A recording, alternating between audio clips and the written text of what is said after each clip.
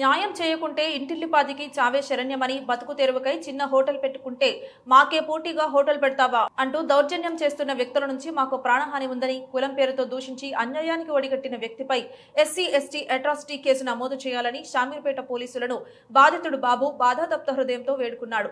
దళితుడినైనా నేను జీవనాధారం కొరకు హోటల్ నడిపించుకుంటుంటే అగ్రవర్ణ కులానికి చెందిన రేకర్ల నిరంజన్ గౌడ్ అన్యాయంగా అక్రమంగా దౌర్జన్యానికి పాల్పడుతూ మా హోటల్ సిబ్బందిపై మాపై దాడికి పాల్పడి అమ్మనాబూతులు తిడుతూ కులం పేరుతో మాదిగూడ అని నోటికి చెప్పరాని మాటలతో దుర్భాషలాడుతూ అన్యాయానికి ఒడిగడుతున్న వ్యక్తిపై వెంటనే ఎస్సీ ఎస్టీ అట్రాసిటీ కేసు నమోదు చేయాలని సదరు రేకల నిరంజన్ గౌడ్ తో మాకు మా కుటుంబానికి ప్రాణహాని ఉందని బాధితుడు బాబు ఆవేదన వ్యక్తం చేస్తూ న్యాయం చేయాలని డిమాండ్ చేస్తున్నాడు. న్యాయం జరగకపోతే మరణమే శరణ్యం. దళిత కులానికి చెందిన మాపై అగ్రవర్ణ కులానికి చెందిన రేకల నిరంజన్ గౌడ్ అన్యాయంగా దాడి చేస్తూ కులం పేరుతో నోటికి చెప్పరాని మాటలతో దుర్భాషలాడుతున్నాడు. మాకు జీవనాధారమైన హోటల్ నడపవద్దంటూ బెదిరింపులకు పాల్పడుతున్నాడు. రేకర్ల నిరంజన్ గౌడ్ పై చట్టపరమైన విధంగా చర్యలు తీసుకొని మాకు న్యాయం చేయకుంటే మా కుటుంబానికి మరణమే శరణ్యమని ఆ బాధితుడు ఆందోళన వ్యక్తం చేస్తున్నాడు.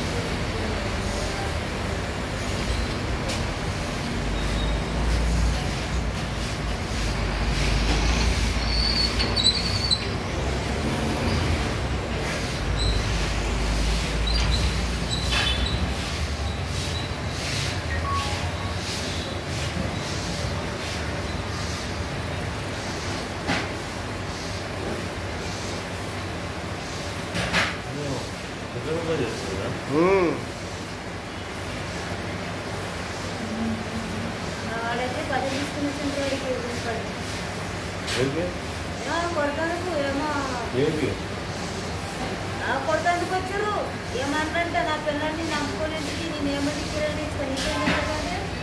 పిల్లలకి ఎంత కంపెనీలో బాగా చేసి చంపాలి అది 7 నుంచి చంపాలి చంపాలి మీకు జీవనాధారం అయితే బండి తీసి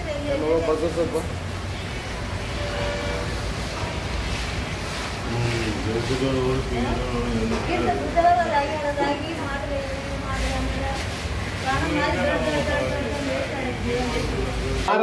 కార్ ఆపిండు మాస్టర్ గారు వస్తే అన్ని ఇట్లా అని తిట్టిండు. నీకేం అవసరం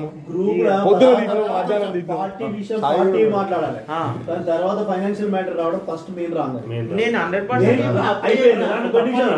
అంటే నేను ఒక విషయం నాకు అందరు తప్పే అంటారు. 2 నిమిషాలు నేను అందరు తప్పే అంటారు.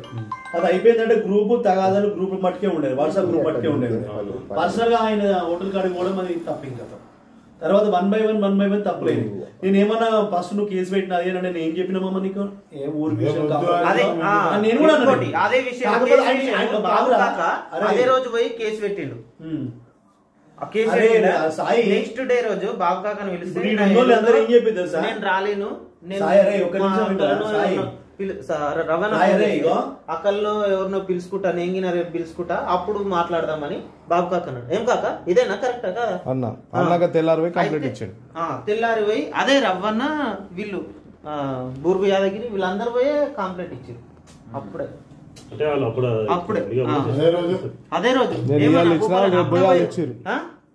నవీన్ డాక్టర్ వీళ్ళంతా పోయి ఇయ్యలే ఆ రోజు పిలిచినప్పుడు ఏం చేసాడు అంత షో కాకుండా ఏం చేసాడు బాబుకాకు వస్తే ఆ రోజు లొల్లే అయిపో వాస్తవానికి బాబుకాకు వస్తే ఆ రోజు లొల్లే అయిపో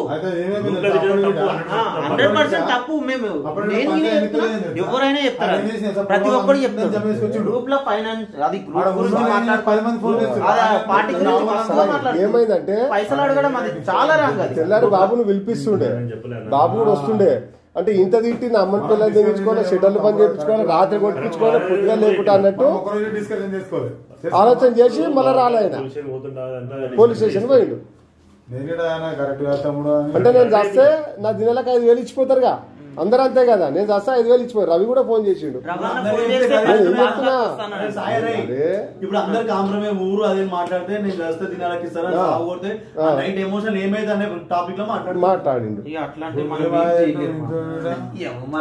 రాత్రి ఆయన కాక నేను చూస్తున్నాయిగా, తెల్లారి ఫోన్ చేయాలి కదా.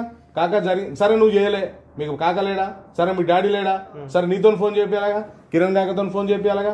కాక మాట్లాడదాం రా, నువ్వు 10 మంది ఎందుకు కాక నేను వస్తాను, వేడి నువ్వు చెప్పంటే నేను ఎందుకున్నా లే కాక. కాక అట్లాంటి లేదు, దోస్తాను కాక. ఎవరితో ఫోన్ చేపించి కాక నువ్వు రా మాట్లాడదాం అనాలి కదా. నువ్వు తెల్లారి కూడా మళ్ళీ సెక్రటరీ ఫోన్ చేస్తావు, పొద్దున్న సెక్రటరీ ఫోన్ చేస్తావు పని చెప్పాను. ఇదే మాత్రం న్యాయం కాక. మాట్లాడతానా షెటర్ మీద పడ్డాడు, మాట్లాడతానా షెటర్ మీద పడ్డాడు. విమర్శిస్తా ఎలక్షన్ రోజున బుద్ధ మూసుకుని తెలుసా ఆ స్టైల్ లా కాదని చెప్పి ఒక్క రోజు కూడా స్టేటస్ పెట్టలేదు ఆ పార్టీకి వ్యతిరేకంగా. బాబురావు ఇప్పుడు మనము ఏంటంటే మాట్లాడదాం, బాబు వచ్చినాక మాట్లాడదాం. 2-3 రోజులు మాకు ఆకర్షంగా ఇప్పుడు ఆయన ముందడుగొద్దు లేదు. వీళ్ళేమంటారు అంటే 2 రోజుల తర్వాత ఆలోచన చేస్తుండు కాక మాట్లాడతారు వాళ్ళనే చెప్తారు తప్ప ఇంకా మిగతాది ఏం మాట్లాడరు. వాళ్ళు కూడా మాట్లాడదు అంతే కదా, మాట్లాడతారు. 2 రోజులు చెప్తా. మా కాకరా మా కాకరాని కాక మా కాకరాని అల్లుడు ఇప్పుడు ఆయన దారనే అన్ని పోయినా. అరే వద్దు వద్దు నేనేం మాట్లాడా, మా కాక వచ్చినాక మాట్లాడదాం. ఆయన వస్తాడు, ఆయన వచ్చినాక మాట్లాడదాం. ఇప్పుడు ఫోన్ చేసిన బాబురావు ఆయనే కిరణ్ కాక వచ్చినాకనే మాట్లాడదాం. 2 రోజులు అయినాక మాట్లాడదాం. కాకపోతే ఇలా వర్షం ఏం తెలుసా, ఇప్పుడు వచ్చిర్రు తిట్టిర్రు దీనికి ఏంది. ఇప్పుడు నీరజ్ తిట్టిండు పోయి ఇన్ని చేసిండు అంటే ఇప్పుడు నువ్వు కాకతో ఆలోచన చేసినా మళ్ళీ కాంప్రమైజ్ మనం కావాల్సిందే, మాట్లాడుతున్నాం చేయాల్సిందే. నువ్వు బుక్ చేసుకోవాలనుకుంటే అన్ని చేయొచ్చు. నువ్వు అయితే అనుకుంటే వాళ్ళు ఏమన్నా ఉండిపోయి 2 రోజులకు పట్టు వాళ్ళ కాకతో మాట్లాడతాడట, సర్ది చెప్తాడట. మరి కేసులు అన్నీ అయినాయి, మరి అవన్నీ చేసుకుండా అయినా కూడా ఆయన మాట కూడా పోతుంది కదా. 2 రోజులు ఆగిపోయి ఒప్పుకోవటమని చెప్తారు కదా. చెప్పంటున్నా నేను కూడా ఒప్పుకోవటమని చెప్తాను. ఏం సాయి నువ్వు ఎట్లా అంటావు చెప్పరా కిరణ్? అదే 2 రోజులు నువ్వు ఎట్లా నువ్వు ఎట్లా అంటావు చెప్పు డైరెక్ట్.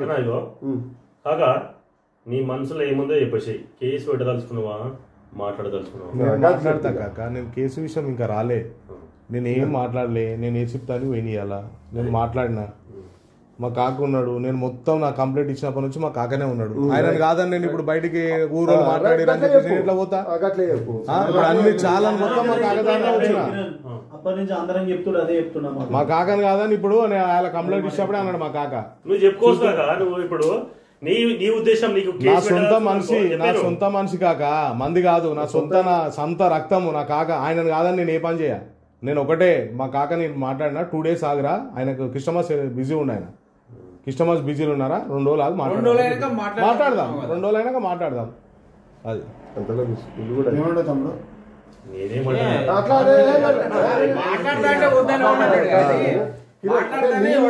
నీది చెప్పు అంటే ఎట్లా చేద్దాం అన్నా గిట్లా అయితే బాగుంటది. చెప్పాను నేనున్నా, నీ కేసు పెట్టదలుచుకున్నా వద్దనదలుచుకున్నా నా డిసిషన్ ఉంటది. కానీ అంటే నువ్వు అది ఫీల్ కాదు.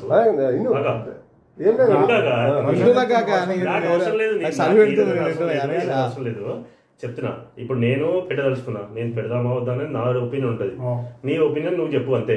నేను చెప్తా కాక. మా వాళ్ళందరూ వచ్చినాక నేను చెప్తా.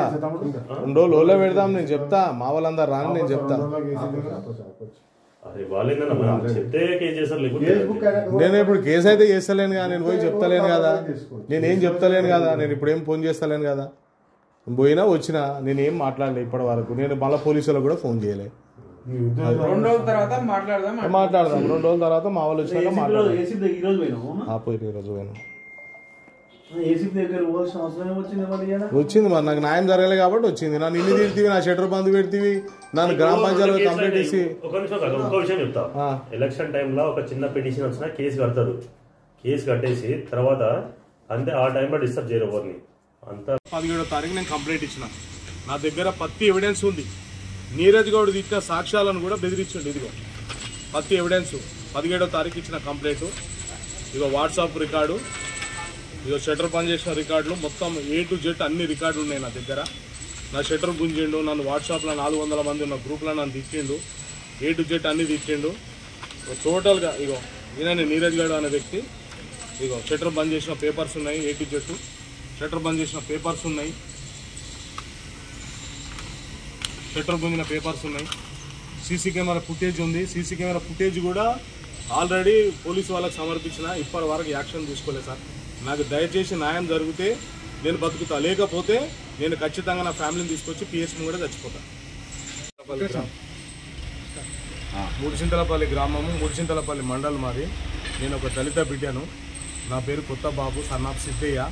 రాకెల నీరజ్ గౌడ్ అనే వ్యక్తి నా షెటర్కి వచ్చి అనివార్య కార్యాలు పెట్టుకొని, పార్టీ ఫీలింగ్ పెట్టుకొని, నేను కాంగ్రెస్ పార్టీ నుంచి టీఆర్ఎస్ పార్టీలకు రాకపోతే నా మీద కక్ష చర్యలు సాధించి నా ఓటర్లు బంద్ పెట్టి, నన్ను కులం పేరుతో హింసించి, కులం పేరుతో తిట్టి 2 సార్లు షట్టర్ బంద్ పెట్టి, మాస్టర్లను బయటికి వెళ్ళగొట్టి, స్టాఫ్లంతా బయటికి వెళ్ళగొట్టి షట్టర్ బంద్ చేస్తే, నేను నవంబర్ 17వ తారీఖు నాడు వచ్చి నేను కంప్లైంట్ ఇస్తే ఇప్పటి వరకు పోలీసులు ఆయనను పట్టుకురాలేదు. కనీసం పిఎస్లో కూడా కూర్చుండబెట్టలేదు. కనీసం ఆయన ఏడున్నామని కూడా ఫోన్ చేసి అడగలేదు. ఇప్పటికి 20 సార్లు పిఎస్ తిరిగి ఇప్పటి వరకు ఎలాంటి రెస్పాన్స్ ఇవ్వలేదు. ఇప్పుడు నేను వచ్చి మాట్లాడితే సిఐసారి ఇప్పుడు కంప్లైంట్ ఇవ్వం అంటుండు. నేను నవంబర్ 17వ తారీఖు కంప్లైంట్ ఇచ్చిన. 17వ తారీఖు ఇప్పటి వరకు ఎస్సీ ఎస్టీ కేసు మీద నేను కంప్లైంట్ ఇస్తే ఇప్పటి వరకు నాకు ఎలాంటి చర్య నడవలేదు. ఇప్పటి వరకు నాకు ఎలాంటి న్యాయం చేయలేదు. నాకు ప్రాణభయం ఉంది ఆయనతో, నీరజ్ గౌడ్తోని. నాకు న్యాయం జరిగేదాకా నేను పోరాడతా. నాకు పోలీసు వాళ్ళు న్యాయం చేస్తలేరని మీడియా దగ్గరికి వచ్చిన. మీడియా ద్వారా నాకు న్యాయం జరగాలని చెప్పేసి నేను మాట్లాడుతున్నా. పోలీసు వాళ్ళ మీద నేను అభ్యర్థపూర్వంగా, నా ఇష్టపూర్వంగా నేను పెడతలేను. నాకు న్యాయం జరగలేదని చెప్పేసి పోలీసు వాళ్ళ దగ్గరికి న్యాయం జరగలేదని నేను మీడియా ద్వారా వచ్చి నా సందేహం చెప్తున్నా. నాకు అన్యాయం జరిగింది. నేను దళిత బిడ్డను. 450 మంది ఉన్న గ్రూపులా నన్ను నీచంగా నా అమ్మ పేరు పెట్టి, నా ఫ్యామిలీ పేరు పెట్టి, నన్ను 450 గ్రూపుల మందిలో అడ్డగోలా నన్ను తిట్టి, నన్ను నీచంగా మాట్లాడితే కూడా నాకు ఇప్పటివరకు న్యాయం జరగలే.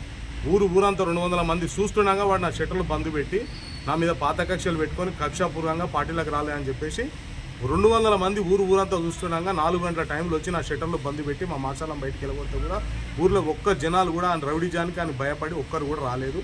మళ్ళీ రాత్రి 9 గంటలకు వచ్చి మళ్ళీ షట్టర్ బంద్ పెడితే కూడా ఒక్కరు కూడా మా న్యాయం మాట్లాడలేదు. ఎవరైనా మాట్లాడితే నేను ఏమనకపోతే ఒక్కరు కూడా నాకు మాట్లాడలేదు. నాకు భయంతో ఇవాళ వచ్చి ప్రెస్ మీటింగ్ పెడుతున్నా. నాకు ప్రాణభయం ఉంది. నీరజ్ గౌడ్ మీద చర్య తీసుకోకపోతే నేను నా ఫ్యామిలీ విషం దాగి చనిపోతాం. నన్ను కులం పేరు మీద దేశించాడు, విషం దాగి సస్తాము మేము. మా ఫ్యామిలీ అంత సాగు కారణం నీరజ్ గౌడ్ అవుతాడు, పొలిటీషియన్ అవుతుంది.